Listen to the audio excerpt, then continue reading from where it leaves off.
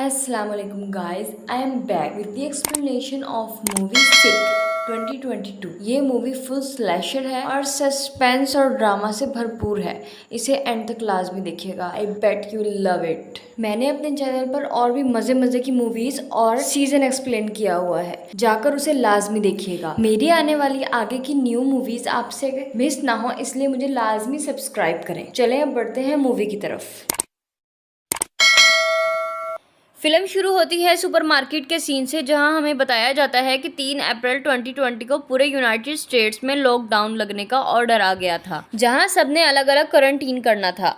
हम टेलर नामी लड़के को देखते हैं जो सुपरमार्केट में सामान खरीद रहा था। इसी दौरान उसे किसी पार्टी में इनविटेशन का मैसेज आता है, जिस पर वो हाँ करता है और पूछता है कि तुम हो कौन। वहां से बस जवाब आता है कि पार्टी में सिर्फ तब आ सकते हो अगर आपको कोविड नहीं है। तो टेलर उसे गालियां देता है, जिस पर उसे वो आदमी उसकी तस्वीर भेजता है जो अभी उसके पीछे से किसी ने ली थी। तो वो डर जाता है। जब टेलर घर जाता है तो उसे घर के पीछे का दरवाजा खुला मिलता है, जिसे चेक करने पर उसे कोई नहीं मिलता। इसके घर का टीवी एकदम चल पड़ता है, जिस पर कोविड की खबरें चल रही थी। वो टीवी बंद करता है तो उसे स्क्रीन पर अपने पीछे खड़ा आदमी नजर आता है, जो उस पर हमला कर देता है। इनमें हाथापाई होती है, मगर वो किसी तरह उसे धक्का देकर खुद को कमरे में बंद कर लेता है। वो बेसबॉल बैट लेकर बाहर जाता है उस किलर को मारने, मगर वो चालाक किलर पीछे से आकर उसका गला काटकर उसे मार डालता है। इसके बाद सीन शिफ्ट होता है पार्कर और मैरी पर, जो खुद को क्वारंटाइन करने लेक हाउस जा रहे थे। पार्कर इंस्टा पर पोस्ट लगाती है अपने लेक हाउस जाने के बारे में। पार्कर कोविड को बिल्कुल सीरियस नहीं ले रही थी, जिस पर उसकी दोस्त उसे कहती है कि ये कोई वेकेशन नहीं है, हम क्वारंटाइन करने जा रहे हैं, प्लीज मास्क तो पहन लो। वो दोनों शहर से बहुत दूर मौजूद लेक हाउस पहुंच जाते हैं, जहां कोई मौजूद नहीं था। वहां बस एक ही घर मौजूद था, मिस्टर ली का, जो लेक की दूसरी तरफ 2 मील दूर था।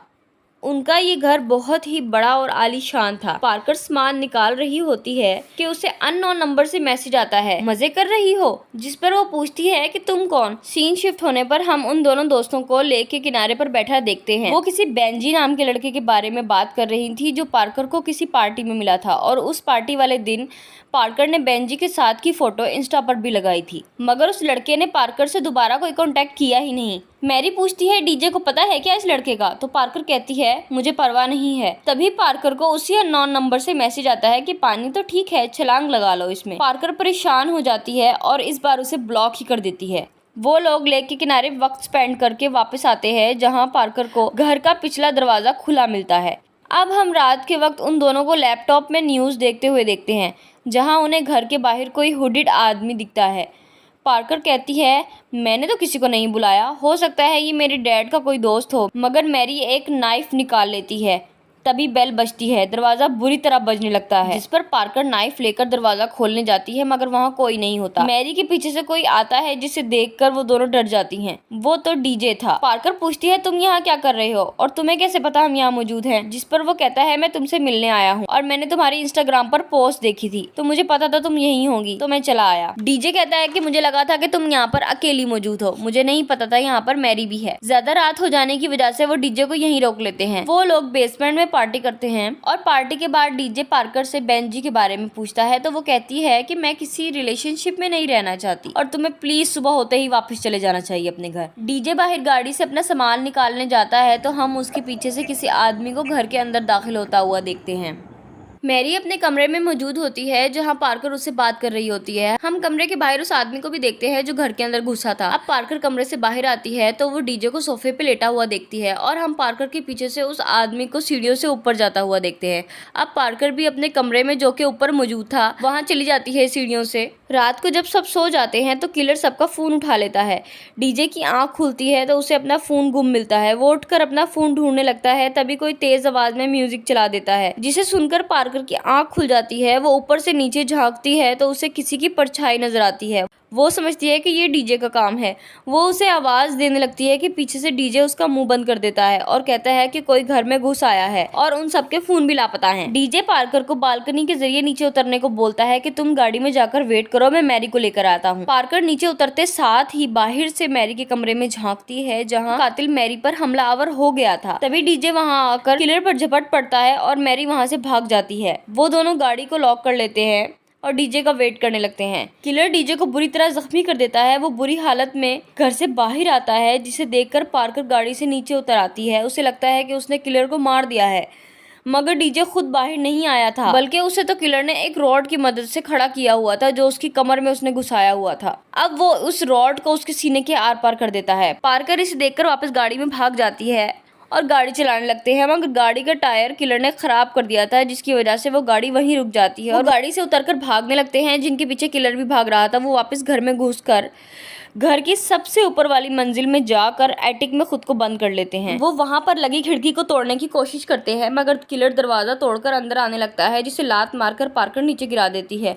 और खिड़की का शीशा तोड़कर दोनों छत पर निकल आते हैं। पार्कर तो आगे निकल जाती है, मगर मैरी को किलर खिड़की से धक्का देकर नीचे गिरा देता है। पार्कर नीचे पहुंच जाती है, मगर वहां पर किलर उस पर हमला कर देता है, उसे मारने लगता है। मगर पार्कर पास पड़ी चीजें उठाकर उसे मारने लगती है और उसके सर पर बुरी तरह से वार कर करके उसे कत्ल कर देती है। तभी उसे दरवाजे से एक और किलर अंदर आता नजर आता है, जो पहले किलर की लाश देखकर रोने लगता है। पार्कर उसी दौरान घर से भागकर मैरी के पास आती है।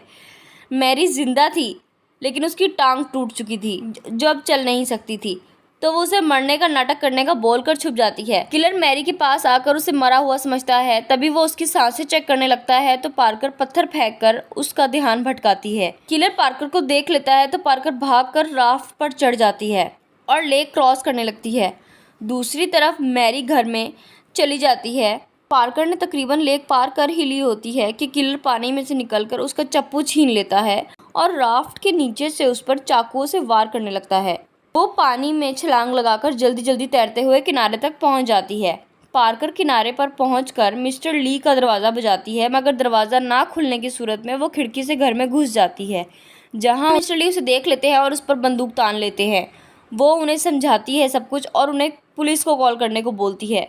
वो पुलिस को कॉल करने जा ही रहे होते हैं, मगर किलर एकदम आकर उन्हें कत्ल कर देता है और गन उठाकर पार्कर पर चला देता है। वो वहां से बचकर भाग जाती है। दूसरी तरफ मैरी, जिसकी टांगें टूट गई थी, वो अपनी टांगों पर लकड़ी बांधकर चलने के लिए तैयार हो रही होती है कि पहले वाला किलर को होश आ जाता है, जो किस्मत से बच गया था। वो होश आते साथ मैरी पर हमला कर देता है, मगर मैरी पास पड़े चाकू को उठाकर उसे मार देती है, जिससे वो किलर इस बार पक्का मर गया था। दूसरी तरफ पार्कर भागती हुई सड़क के किनारे पहुंच जाती है, जहां उसे किलर पकड़ लेता है, मगर वो उसको लकड़ी से मारकर बेहोश कर देती है और वहां से गुजरती गाड़ी को रोक लेती है। गाड़ी में मौजूद औरत उसको मास्क पहनने को बोलती है। अजीब बात है यार, इतने खौफनाक मंजर को देखकर भी उसे मास्क पहनने को बोल रही है।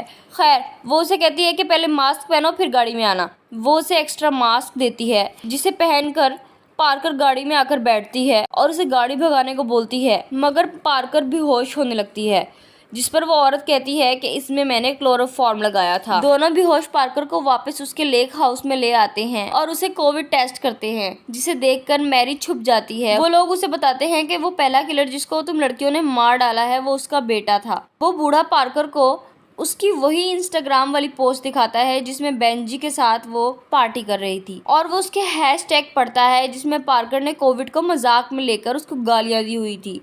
वो उसे बताते हैं कि बेंजी उनका बेटा था, जिसे पार्कर से उस पार्टी में कोविड लग गया था और वो उसी कोविड से मर गया। वो लोग पार्कर को बताते हैं कि उसने उस पार्टी में 7 लोगों को इन्फेक्ट किया था, जिसमें बेंजी भी शामिल था, जो 3 दिन पहले मारा गया। मगर वो कहती है कि मुझे कोविड नहीं है, जिस पर वो उसे कहते हैं कि तुम्हें ये टेलर से लगा था, हमने टेलर को भी ठिकाने लगा दिया है।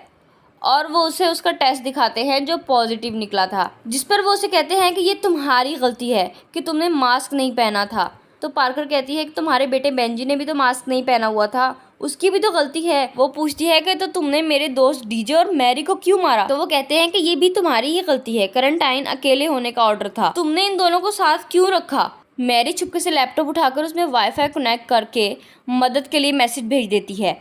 तभी आदमी वाईफाई नोटिस कर लेता है कि वाईफाई कोई यूज़ कर रहा है, तो वो वाईफाई के डिवाइस को तोड़कर मैरी की लाश चेक करने जाता है। मैरी डिवाइस तोड़ने से पहले ही अपने डैड को मैसेज कर चुकी थी। उस आदमी को बाहर जाने पर पता लगता है कि मैरी तो वहाँ पर मौजूद है ही नहीं। वो आदमी बाहर मैरी को ढूंढने लगता है। अब अंदर पार्कर के पास वो औरत मौजूद थी अकेली। पार्कर औरत को बातों में लगाती है और मैरी पीछे से आकर उस औरत के सर में बोतल मार देती है और उसे धक्का मारकर खिड़की से बाहर फेंक देती है। वो औरत बेहोश हो जाती है मगर वो आदमी वापस घर में आ जाता है, जिसे देखकर वो ऊपर जाके छुप जाती हैं। वो आदमी ऊपर जाता है उन्हें ढूंढने, तो वो उसे मारकर ऊपर से नीचे गिरा देती हैं, जो नीचे पड़े सींगों में गिरकर मर जाता है। वो दोनों बाहर भाग जाती हैं और फार्म हाउस में जाकर गाड़ी चलाने लगती हैं, मगर उसका फ्यूल खत्म था।